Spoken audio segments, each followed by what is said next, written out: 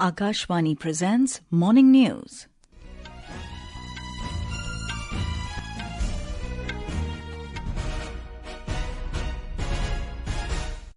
Good morning, I'm Sarabjit Kaur. The headlines. Severe cyclonic storm Dana makes landfall between Bhitarkanika and Dhamra on Odisha coast with wind speed of 120 km per hour, weakens to cyclonic storm and moves towards northern Odisha and West Bengal coasts. Prime Minister Narendra Modi and German Chancellor Olaf Scholz to co-chair 7th Intergovernmental Consultations in New Delhi today. Two leaders to also hold bilateral talks. Filing of nominations to end this evening for first phase of assembly elections in Jharkhand.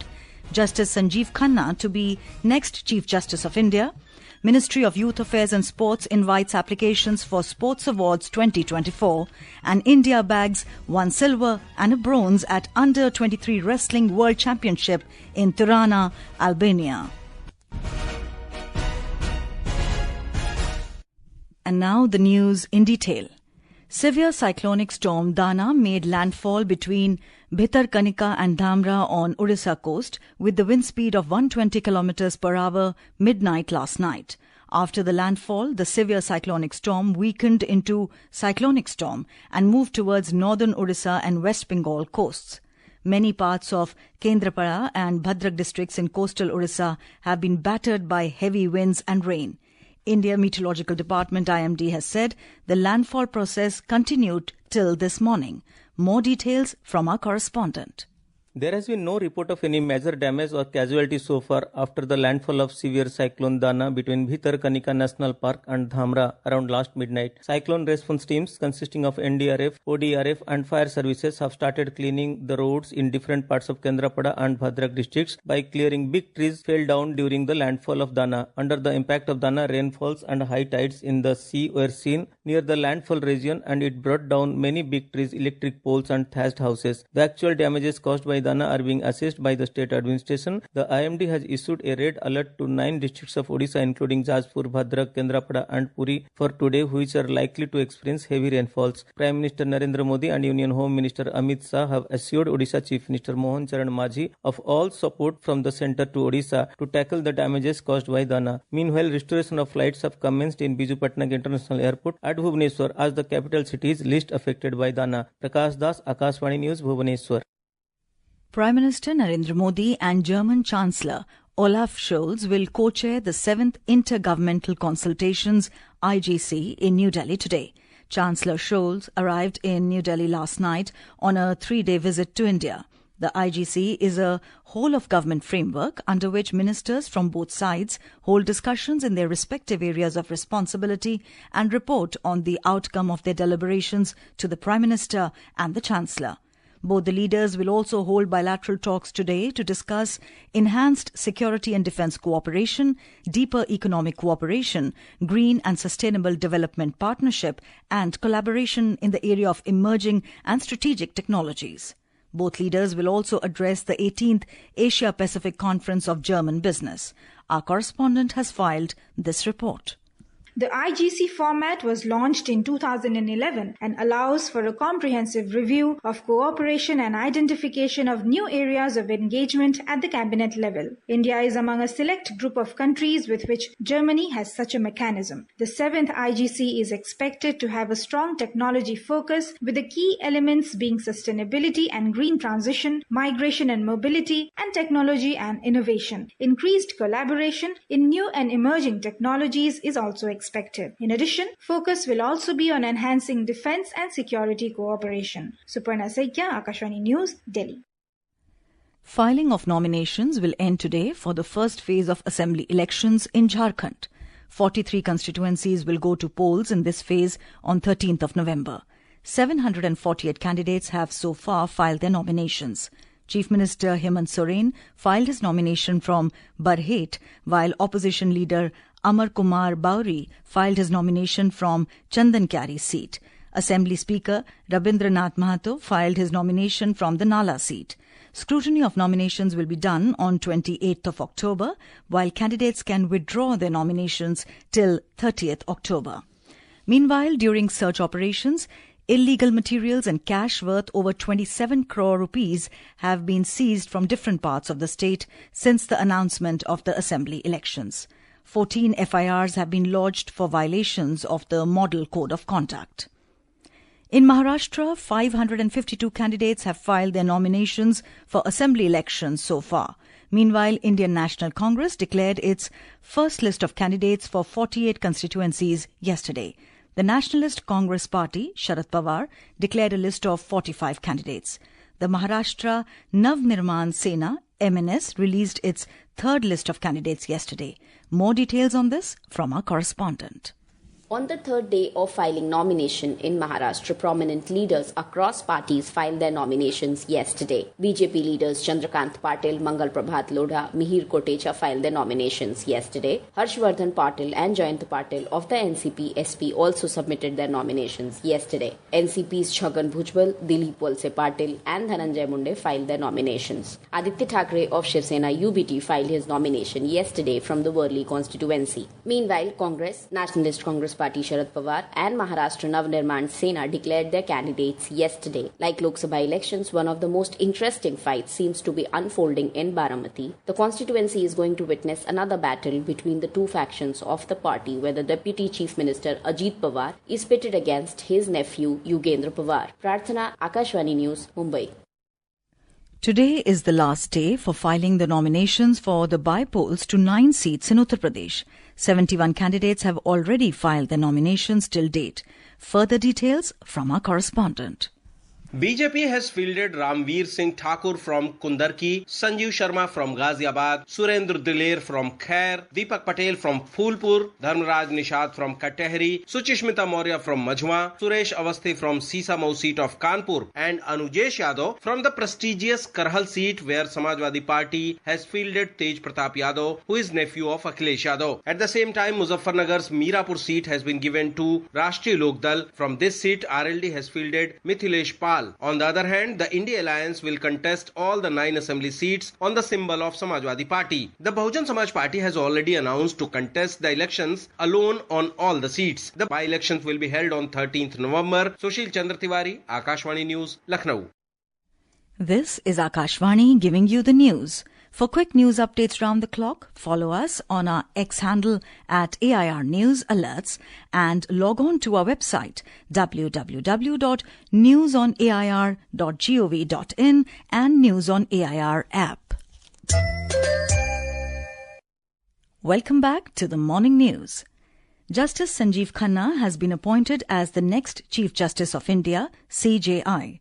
Law Minister Arjun Ram Meghwal said in a tweet that President Draupadi Murmu, after consultation with CJI D.Y. Chandrachud, has appointed Justice Khanna as CJI with effect from 11th of November. Justice Khanna is currently the second senior-most judge of the Supreme Court. He will become the 51st Chief Justice of India. Justice Khanna is due to retire on 13th May 2025. Incumbent CJI D.Y. Chandrachud, who took charge on 9th November 2022, will retire on 10th November this year. Chief Justice of India Justice D.Y. Chandrachud has said that over the past 75 years, the Supreme Court has evolved into a people's court. He emphasized that this unique perspective, where the apex court serves as a court for the people, has not been replicated anywhere else in the world. In an exclusive interview with Akashvani News, marking the 75th anniversary of the Supreme Court, the Chief Justice shared his insights on various topics. He fondly recalled his days as a presenter at Akashvani. My mother was a classical musician, so I have visited these studios in Mumbai with my mother for her recordings. When I came to Delhi in 1972 and joined college later on in 1975, I was told that, I could audition for Akashvani. And I started doing programs both in Hindi as well as in English. I used to do a lot of programs in Hindi. I remember my first program so vividly even now. It was on what is called the Anavarat Yojana. The interview will be broadcast today at 9:30 p.m. on 100.1 Akashvani Gold and additional frequencies. It will also be available on our app News on AIR, website newsonair.gov.in and across all the social media platforms of Akashvani. President Draupadi Murmu will be on a 2-day visit to Chhattisgarh beginning today. Details from our correspondent. During her visit to Chhattisgarh, the President will grace the convocation of AIIMS Raipur and the convocation of NIT Raipur today. The President will also visit the Purkhoti Muktangan at Naya Raipur. On October 26, the President will grace the convocation of IIT Bhilai. She will also attend the convocation of Pandit Deen Dayal Upadhyay Memorial Health Science and Ayush University of Chhattisgarh at Raipur. Vikalp Shukla, Akashvani News, Raipur. Vice President Jagdeep Dhankar will be on a 2-day visit to Karnataka starting today. On the first day of his visit, Mr. Dhankar will interact with students at Adi Chuchangiri University in BG Nagara, Mandya, Karnataka. He will also visit Raj Bhavan in Karnataka. The Ministry of Railways is running 7,000 special trains to cater to the rush of passengers during the festive season of Deepavali and Chhath Puja. Minister of Railways Ashwani Vaishnav said that around 2 lakh extra passengers can travel by these special trains daily. He said that this year the number of special trains has been increased to 7,000 compared to 4,500 trains last year. इस साल 7,000 trains run की जा रही है छठ और दीपावली के लिए special trains, यानी करीब करीब 2 लाख लोग एक्स्ट्रा डेली ट्रेवल कर पाए वो व्यवस्था की जा रही है over and above the normal all the trains which are there. The United States and Qatar have announced the revival of Gaza ceasefire negotiations, marking a potential turning point in diplomatic efforts following the recent death of Hamas' Yahya Sinwar. U.S. Secretary of State Anthony Blinken, during his 11th regional visit since the October 7 Hamas attack on Israel, revealed that mediators are exploring fresh approaches after previous U.S.-led initiatives stalled. The Ministry of Youth Affairs and Sports has invited applications for Sports Awards 2024.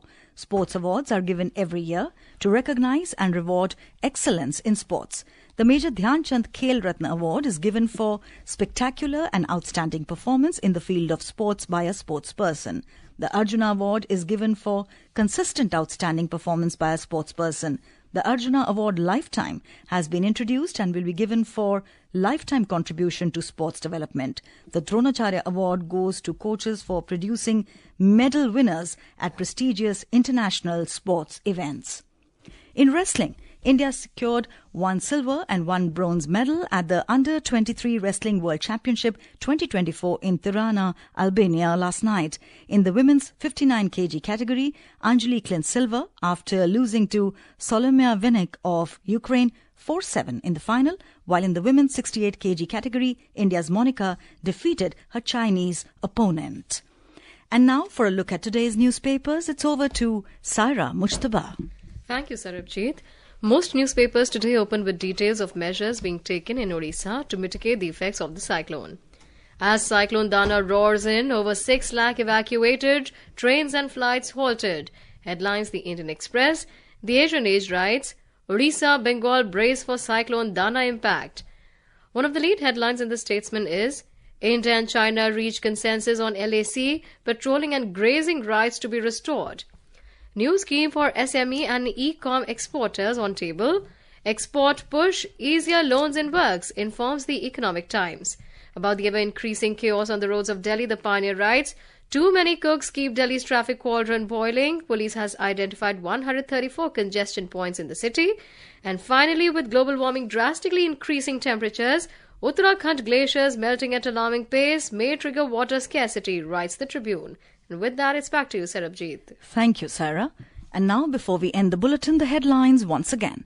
Severe cyclonic storm Dana makes landfall between Bhitarkanika and Dhamra on Odisha coast with wind speed of 120 km per hour, weakens to cyclonic storm and moves towards northern Odisha and West Bengal coasts. Prime Minister Narendra Modi and German Chancellor Olaf Scholz to co-chair 7th Intergovernmental Consultations in New Delhi today. Filing of nominations to end this evening for first phase of assembly elections in Jharkhand. Justice Sanjiv Khanna to be next Chief Justice of India. Ministry of Youth Affairs and Sports invites application for Sports Awards 2024 and India bags 1 silver and a bronze at Under-23 Wrestling World Championship in Tirana, Albania. And with that we end the morning news. Have a nice day.